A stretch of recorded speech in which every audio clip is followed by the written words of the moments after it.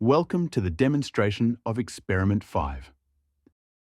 This experiment is focused on validating the performance of a wideband switched distributed MIMO channel sounder.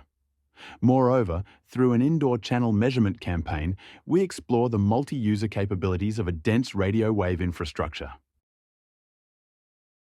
Let me start by introducing the core setup of our experiment. The channel sounder we used integrates multiple components, including National Instruments Universal Software Radio Peripherals, RF switches, and a pair of rubidium clocks. By combining parallel RF transceiver chains and RF switches, this system can measure up to thousands of antenna combinations within tens of milliseconds. This ensures highly dynamic capabilities without significant compromise on performance. On the transmitter side, a single 3 dBi dipole antenna was employed. This omnidirectional antenna, operating from 3.5 to 8 GHz, was mounted on a robot that could move via remote control. On the receiver side, 8 panels were connected to the RF switches.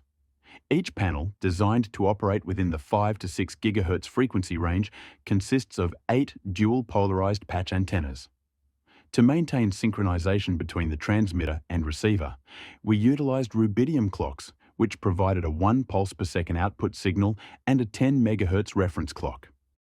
The measurements were conducted in 2 main areas, an office room and an adjacent corridor.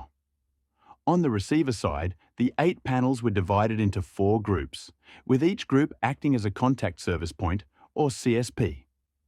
The robot-mounted transmitter moved randomly within predefined measurement regions, simulating the behavior of closely spaced users. The 3 measurement regions included the front and side areas of the room, Region 1, a mixed propagation area, Region 2, and the corridor, Region 3. Each region presented different propagation characteristics, ranging from line of sight in Region 1 to a combination of line of sight and non-line of sight in Region 2, and predominantly non-line of sight in Region 3.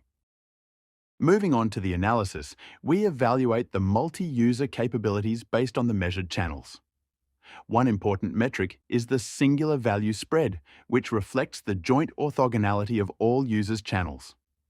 The results show interesting trends. The average singular value spreads measured in the 3 regions were 4.6 decibels for the line of sight region, 6 decibels for the mixed region, and 4.1 decibels for the non-line of sight region. The smallest spread in the non-line of sight region reflects a rich scattering environment, which enhances user channel orthogonality. Additionally, we observed that as the number of antennas increased from 16 to 128, the singular value spread consistently decreased, improving orthogonality. A distributed antenna topology further enhanced this effect, particularly in line-of-sight conditions. However, in the non-line-of-sight region, the complex propagation environment limited the benefits of further increasing antenna distribution when the antenna count became very large. Next, let's focus on the multi-user sum rate. We compared the performance of 2 pre-coding schemes, dirty paper coding, DPC, and zero forcing, ZF, in the line-of-sight region. As the total number of antennas increased, the performance gap between the 2 schemes narrowed. This indicates that zero forcing pre-coding, which is less computationally complex than dirty paper coding, can achieve nearly the same performance in systems with distributed CSPs when a large number of antennas is deployed. Finally, we analyzed user fairness in this multi-user system. Our experiment revealed that systems with more antennas could allocate resources to a greater number of users simultaneously. For instance, with 128 antennas, all users in our measurement scenario achieved non-zero communication at moderate SNR levels, ensuring user fairness. In contrast, systems with only 16 antennas could serve 10 or fewer users under the same conditions.